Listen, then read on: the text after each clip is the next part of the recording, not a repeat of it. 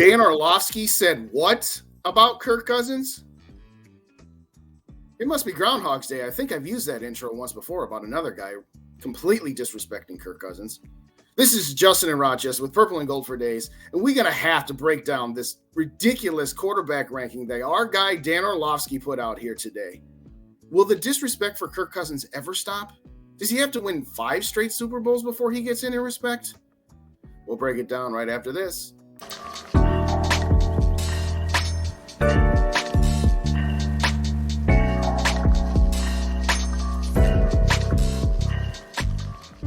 Now, we all remember our guy Dan Orlovsky from 2008 when Jared Allen was running him out of the back of the end zone. In fact, he reminds me of that backup quarterback in the movie Necessary Roughness, where when he took a snap, just ran backwards 3 yards and then tried to hide behind the referee yelling, "Blow the whistle before I get killed." I mean, honestly, Dan, the crowd's already cheering. The referee's already signaling for a safety, and you still got your eyes downfield like you're going to actually complete a pass.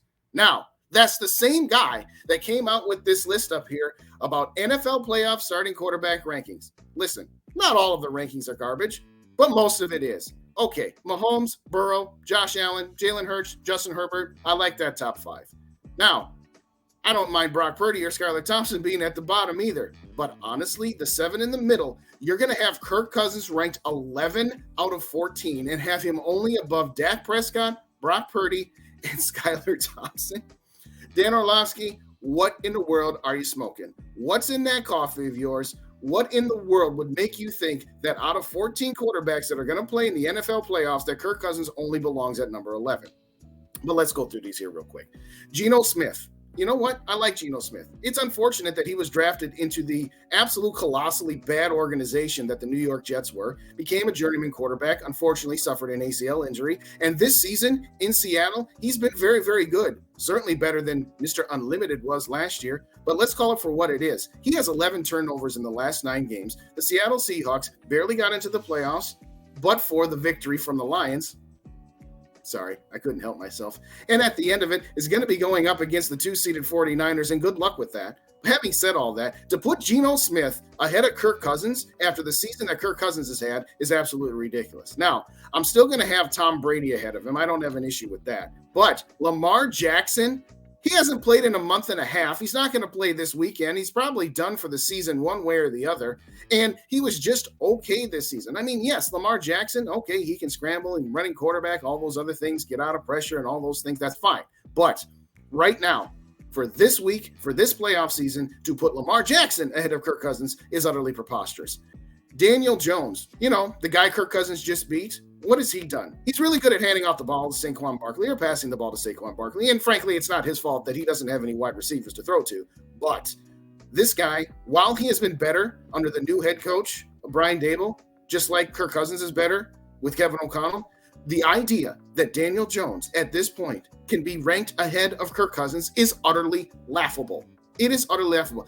You know what Daniel Jones is? He's a poor man's Kirk Cousins. And maybe someday he'll develop into what Kirk Cousins is, but he ain't there now. Trevor Lawrence, the football Fabio. I can listen to maybe slightly having him ahead of Kirk Cousins. I don't, but I can listen to that. He has been phenomenal.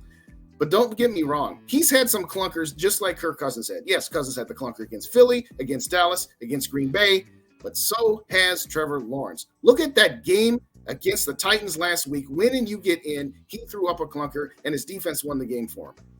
Sorry. Right now, I'm not putting Trevor Lawrence ahead of Kirk Cousins. So we've got Mahomes, Burrow, Allen, Hurts, Herbert, Tom Brady, Kirk Cousins. Kirk Cousins absolutely deserves to be at the number 7 slot. Like any other list that you put Kirk Cousins in, he's generally going to be close to or around the middle. Okay, well, there's only 14 quarterbacks to get to the NFL playoffs, so having him at 7 is no insult. But having him at 11 is absolutely preposterous. Dan Orlovsky, I want your job, or at least I want your paycheck, because I could do your job just as horribly as you are. And at the end of the day, for me, I get it. It's probably just putting out there to get some clicks, get people to talk about him, and that's exactly what I'm doing. So he's laughing all the way to the bank. But I want that job. I want to get paid what Dan Orlovsky gets paid to have some garbage opinions. Thanks, everybody, for joining me. This is Justin in Rochester, Purple and Gold for Days. We'll have the preview episode dropping tomorrow morning where we will break down all 6 games that's going on in NFL Super Wildcard Weekend, including the main event that is our Minnesota Vikings, and the New York Giants. Please like, comment, and subscribe. Share this with your friends. Dan Orlovsky, what are you thinking?